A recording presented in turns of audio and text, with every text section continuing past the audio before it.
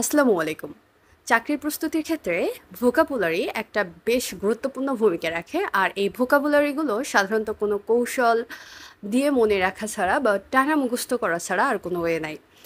আর এই মুখস্থ পাঠের সবচেয়ে বড় যে জিনিসটা বারবার ভুলে যাওয়ার থেকে নিজেকে একটু সুরক্ষিত রাখার জন্য আমাদের উচিত বারবার এগুলো রিভিশন দেওয়া।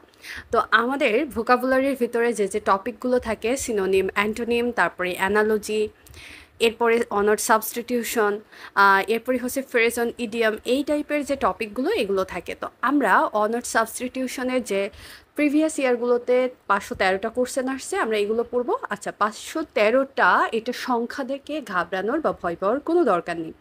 কারণ দেখা যায় আমরা যখন পড়তে শুরু করব একই কোশ্চেন 2বার 3বার 4বার এরকম বেশি বার রিপিট হয়েছে।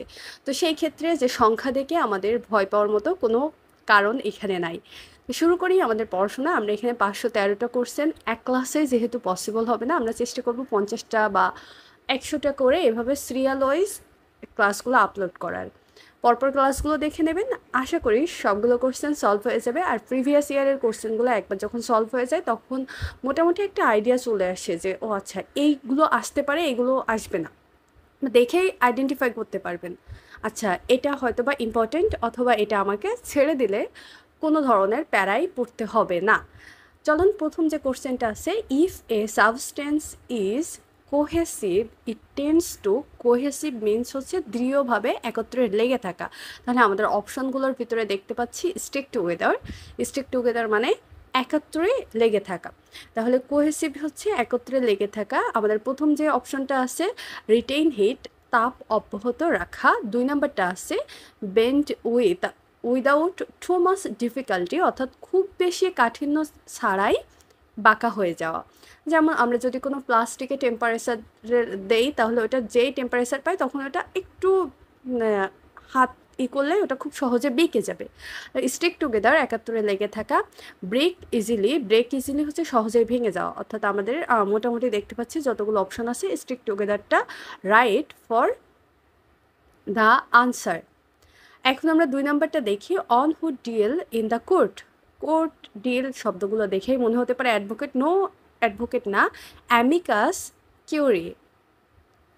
এখন আমরা যদি দেখি যে অ্যাডভোকেটের যে অ্যাডভোকেট কাকে বলে, এ person who publicly support or recommends a particular case or policy. অর্থাৎ একজন ব্যক্তি যে জনসম্মুখে কাউকে একটা পার্টিকুলার কেস অথবা কোনো একটা ব্যক্তিকে সাপোর্ট করে অথবা একটা পন্থাকে।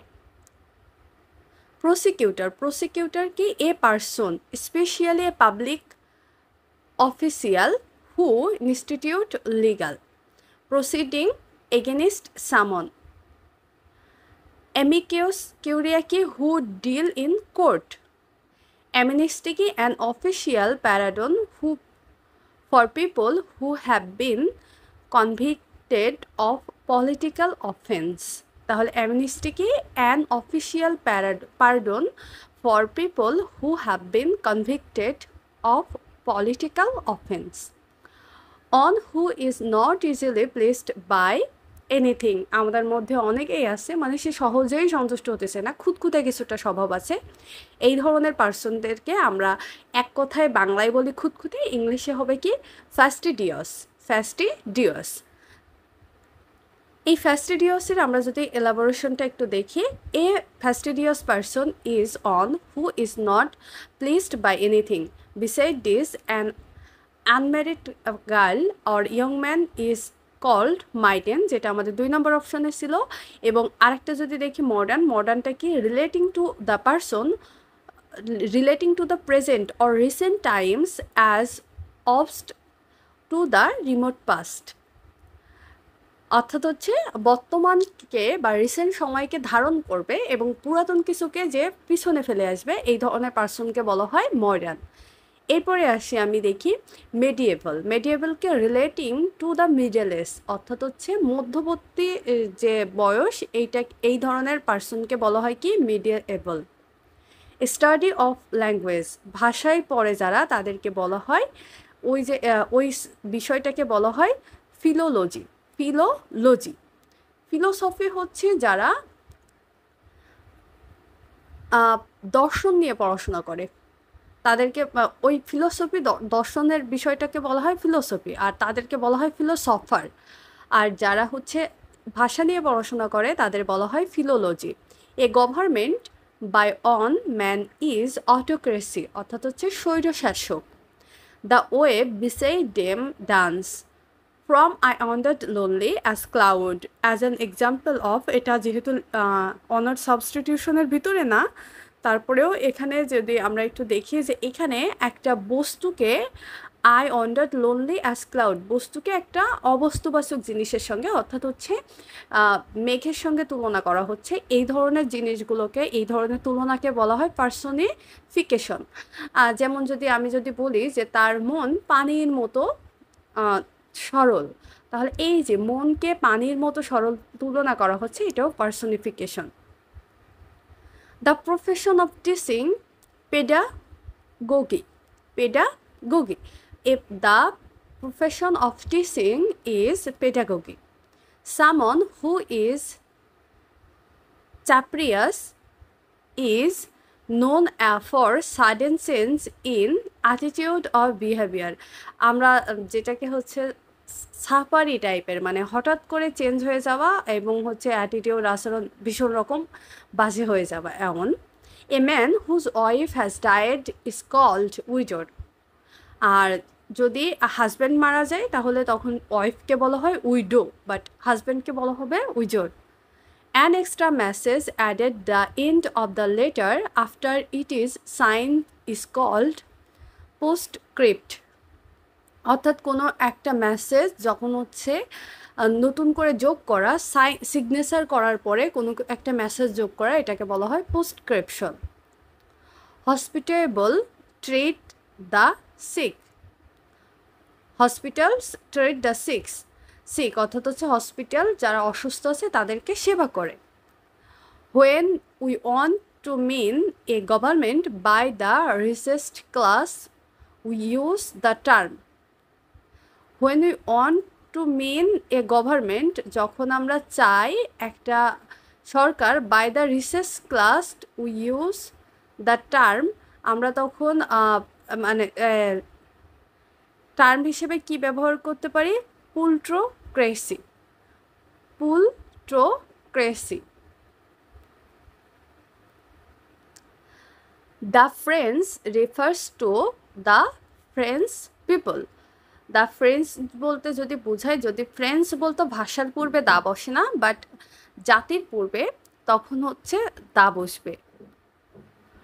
The people who carry a coffin at a funeral are called pallbearers।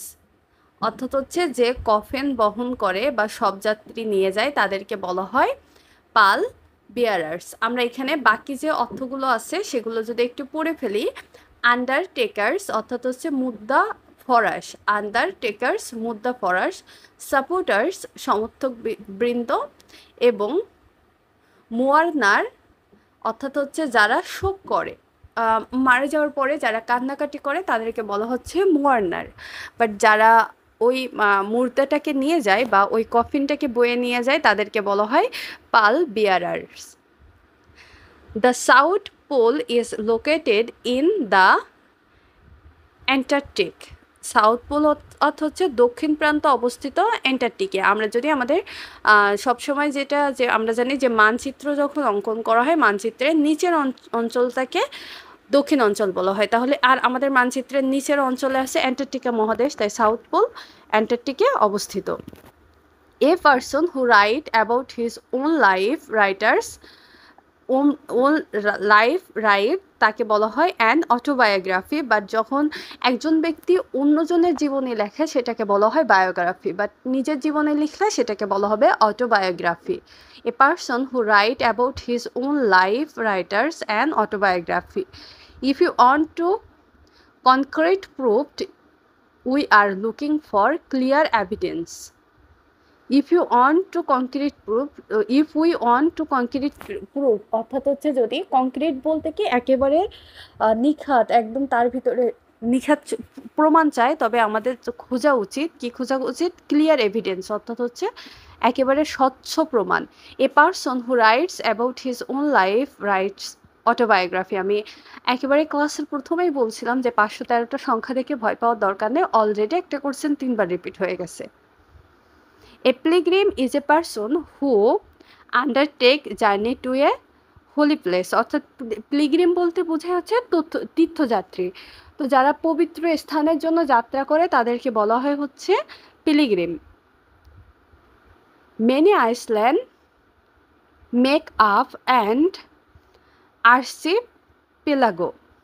Many islands make up an archipelago, on whose attitude is eat, drunk, and be merry is Epicurean.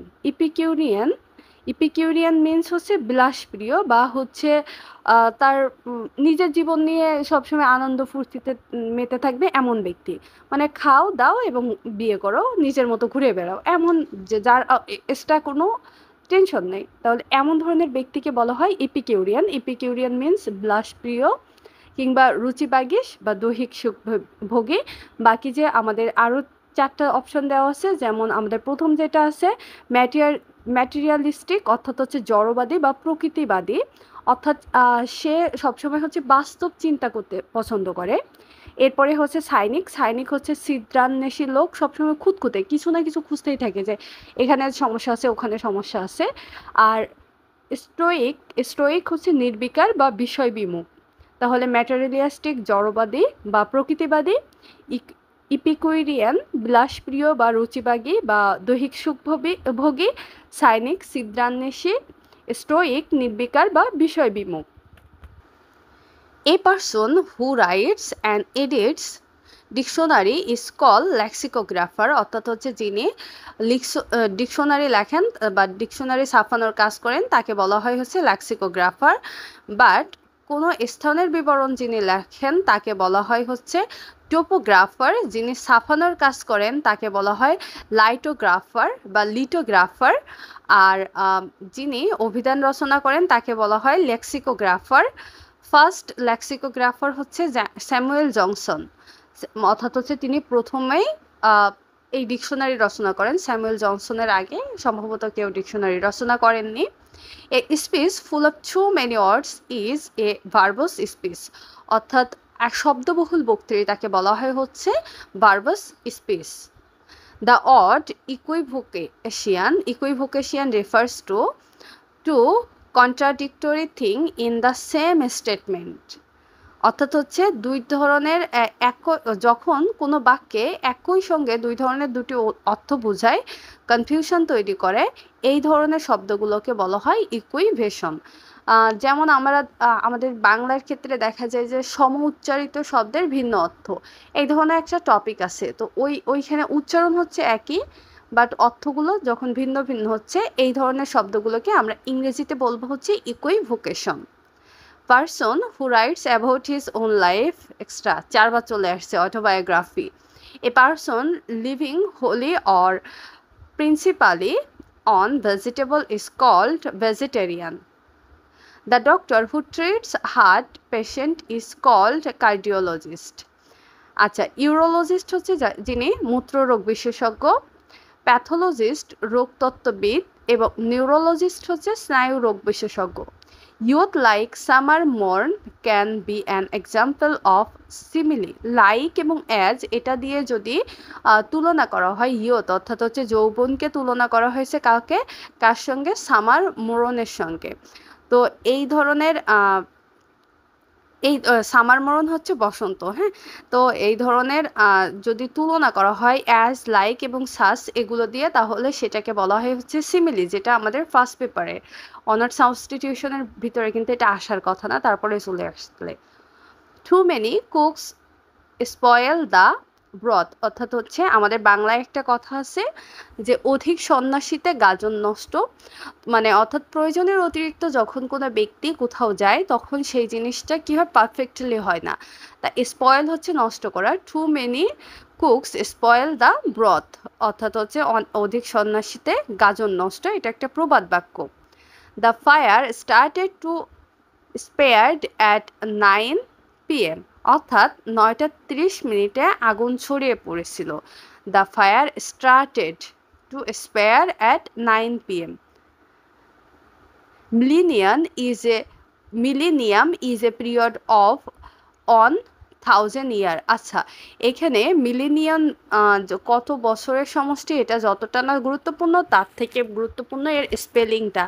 আমরা যদি এর স্পেলিংটা যদি একটু ভাগ ভাগ করে পড়ি, MIL মিল, লেন নি আম। হ্যাঁ, তাহলে মিলেনিয়ামটাকে আমরা যদি একটু স্পেল করার চেষ্টা করি তাহলে কি পাইলাম বুঝলাম না, এখানে লেখার জন্য এত বিশ্রী হচ্ছে কেন। মিল লেন নি আম। হ্যাঁ, millennium. A Bangladeshi living in Canada is an expatriate অর্থাৎ হচ্ছে যখন একজন দেশি অন্য দেশে বসবাস করে তখন তাকে বলা হয় expatriate. A person who leaves his or her country to settle in another country তাকে বলা হয় ইমিগ্রান্ট অর্থাৎ হচ্ছে যে দেশ ত্যাগ করে অন্য দেশে বসবাস করে এবং সেখানে সেটেল হয়ে যায় তাকে ইমিগ্রান্ট বলা হয়। বাট যখন বসবাস করে তাকে বলা হবে expatriate. One who walks on foot তাকে বলা হয় প্যাডেস্ট্রিয়ান অর্থাৎ যে পায়ে হাঁটে তাকে বলা হয় pedestrian. One who mends shoes is a cobbler অর্থাৎ হচ্ছে যে জুতা সেলাই করে তাকে বলা হয় কোবলার বা মুসি। A person who studies ancient thing and realize is archaeologist অর্থাৎ হচ্ছে অ্যানসিয়েন্ট থিং এবং রিয়ালাইজ নিয়ে যিনি পড়ে তাকে বলা হয় হচ্ছে আর্কিওলজিস্ট। অ্যানসিয়েন্ট থিং নিয়ে যার পড়াশোনা তাকে বলা হবে archaeologist. A person who sells florist এখানে FLORIST florist. One who studies heavenly bodies is called astronomer. আচ্ছা, হ্যাভেনলি বডিজ বলতে বোঝায় স্বর্গীয় যে বস্তুগুলো সেগুলো অর্থাৎ হচ্ছে আমাদের যে চন্দ্র সূর্য গ্রহ এগুলো নিয়ে যারা পড়াশোনা করে তাদেরকে বলা হয় অ্যাস্ট্রোনোমার। তো আমরা এখান থেকে একটু দেখি, an scientist who studies the object in the sky including planets, galaxy, black hole and star is called an astronomer.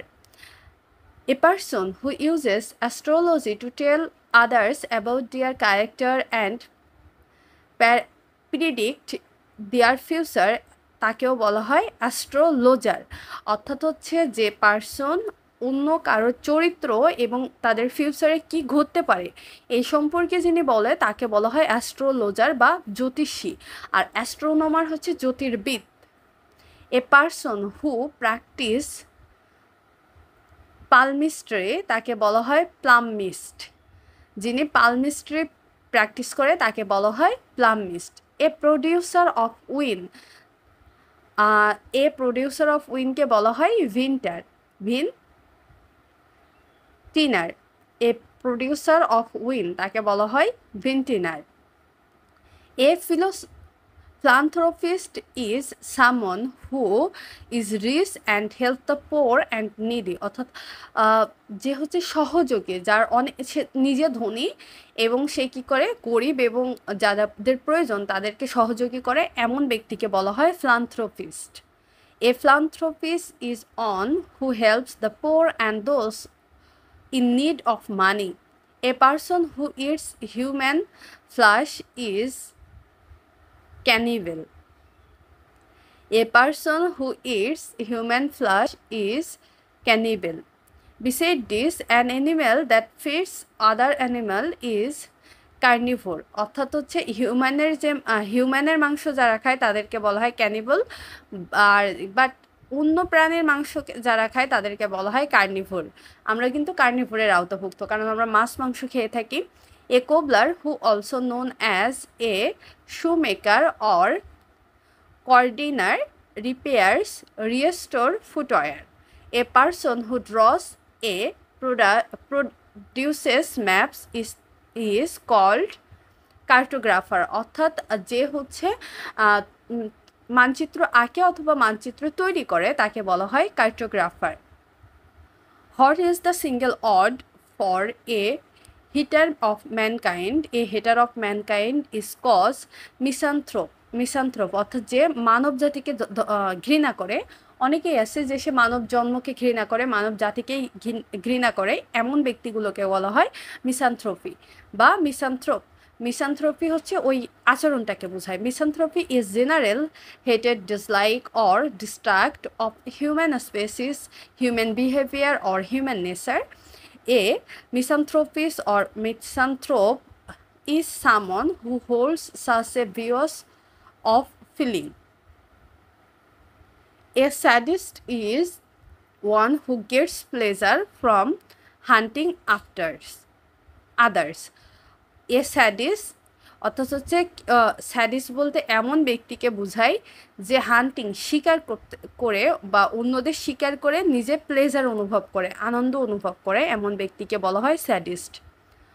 Who is misogynist? A man who hates woman, তাকে বলা হয় মিসোগাইনিস্ট। অর্থাৎ যে মানুষ নারীকে ঘৃণা করে তাকে বলা হয় misogynist. One who break image is called iconoclast. On who break image is called iconoclast. On who break image is called iconoclast. Iconoclast comes from the Greek word ikonoklastes, which translate literally as image destroyer. Imposter বলতে বোঝায় এমন একজন ব্যক্তিকে who pretends to be someone else in order to deceive. Cannibal, a person who eats human flesh or animal that eats the flesh of its own type of animal. Aviar হচ্ছে a place where many live birds are kept, usually for exhibition. তাহলে অ্যাভিস থেকে অ্যাভিস হচ্ছে পক্ষীকুলের যে কি বলে শ্রেণী, সেটাকে বলে অ্যাভিস। আর যেখানে পাখিদেরকে রাখা হয় সেটাকে বলা হয় অ্যাভিয়ার। আর ক্যানিবল হচ্ছে এমন একজন ব্যক্তি যে অন্যান্য প্রাণীর মাংস অথবা নিজের মাংস নিজের স্বজাতির মাংস খেয়ে থাকে। প্রাণী হতে পারে কিংবা ব্যক্তি হতে পারে, অনেক মানুষ তো আছে সাইকোপ্যাথ, এরকম বিভিন্ন মুভিতে তো দেখা যায়। এই ধরনের ব্যক্তি অথবা হচ্ছে এই ধরনের পশুগুলোকে বলা হয় ক্যানিবল। আর এরপরে হচ্ছে আমাদের পরেরটা আছে a misanthrope is one who hates mankind. A person pretending to be somebody he is not, মানে একজন ব্যক্তি সে নিজেকে এমনভাবে উপস্থাপন করে বাট যেটা তিনি নয়, এমন ব্যক্তিকে বলা হয় impostor. A person who pretending to be somebody he is not often referred to as an imposter or pretender. Agnostic, a person who believe that nothing is known or can be known of the existence of nature, of God or anything beyond the material phenomena. অর্থাৎ agnostic means হচ্ছে আজ্ঞেয়বাদী, অর্থাৎ যিনি বিশ্বাস করেন যেটার প্রকৃতিতে অস্তিত্ব আছে, অর্থাৎ যেটা দেখা যায় এর বাইরে বাকি কিছু জানা সম্ভব নয়। সেটা হতে পারে যে কোনো অদৃশ্য বস্তু কিংবা ঈশ্বর। আর এমন যে যার চিন্তাভাবনা তাকে বলা হয় অ্যাগনোস্টিক বা আজ্ঞেয়বাদী। অ্যামনেস্টি অর্থ হচ্ছে এ জেনারেল পার্ডন, অর্থাৎ একটা সাধারণ ক্ষমা for offence, specially political offence against government, often granted before any trial or conviction. অর্থাৎ হচ্ছে এই অ্যামনেস্টি অর্থ হচ্ছে সাধারণ ক্ষমা। এটা বলতে এমন একটা সাধারণ ক্ষমাকে বোঝায় যেটা স্পেশালি পলিটিক্যাল অফেন্স, অর্থাৎ হচ্ছে এটা বিশেষ করে যে রাজনৈতিক যে অপকর্মগুলো আছে বা অপরাধ আছে যেটা গভর্নমেন্টের বিরুদ্ধে গ্রান্টেড, এবং এটা গ্রান্টেড হওয়ার পূর্বেই এই ক্ষমাটা সাধারণত ঘোষণা করা হয়। এনআরসি বলতে বোঝায় a state of disorder due to absence or non recognition of authority or other controlling system, অর্থাৎ এনআরসি হচ্ছে নৈরাজ্যতা। এ স্টেট অফ ডিসঅর্ডার, অর্থাৎ এ স্টেট বলতে এমন একটা অবস্থা, ডিসঅর্ডার বিশৃঙ্খলার, ডিউ টু অ্যাবসেন্স মানে অর্থাৎ অনুপস্থিতির কারণে, অর রিকগনিশন, রিকগনিশন বলতে অর্থাৎ হচ্ছে চিহ্নিত না করার অক্ষমতার কারণে, অফ অথরিটি কর্তৃপক্ষের, অর আদার কন্ট্রোলিং সিস্টেম অথবা অন্যান্য নিয়ন্ত্রণ কোনো একটা পন্থার। অর্থাৎ নৈরাজ্য কখন সৃষ্টি হয় বা নৈরাজ্য বলতে কোন অবস্থাকে বোঝায়, যখন কোনো অথরিটি কিংবা হচ্ছে কন্ট্রোলিং সিস্টেম ওই বিশৃঙ্খল অবস্থাটাকে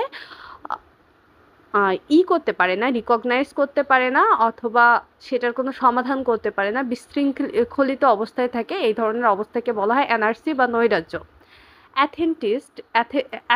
অ্যাথিস্ট বলতে বোঝায় একজন ব্যক্তিকে যিনি বিশ্বাস করে না যে গড আছে কিংবা ঈশ্বর আছে, অর্থাৎ তাকে আমরা বলতে পারি অ্যাথিস্ট বলতে একজন নাস্তিককে। A person who disbelieve or lacks of believe in the existence of God or gods.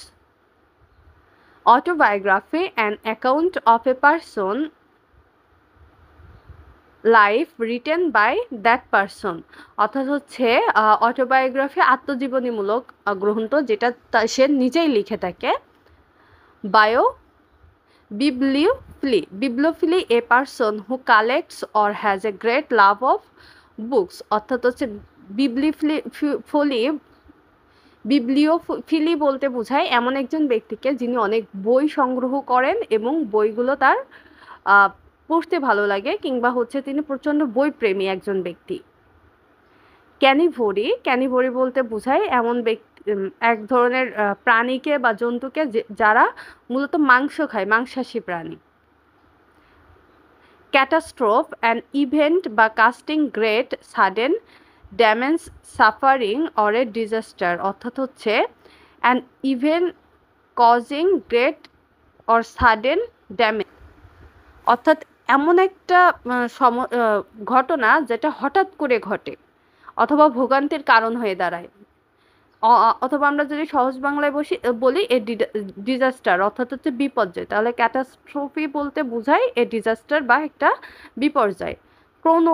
Chronology the agreement of events or dates in the order of their occurrence, অর্থাৎ a agreement of events or date, অর্থাৎ হচ্ছে একটা agreement কিসের, ঘটনা অথবা তারিখের, in order to their occurrence, অর্থাৎ তাদের উপস্থিতির। অর্থাৎ ক্রোনোলজি বলতে বোঝায় ঘটনানুক্রম বা কালানুক্রম।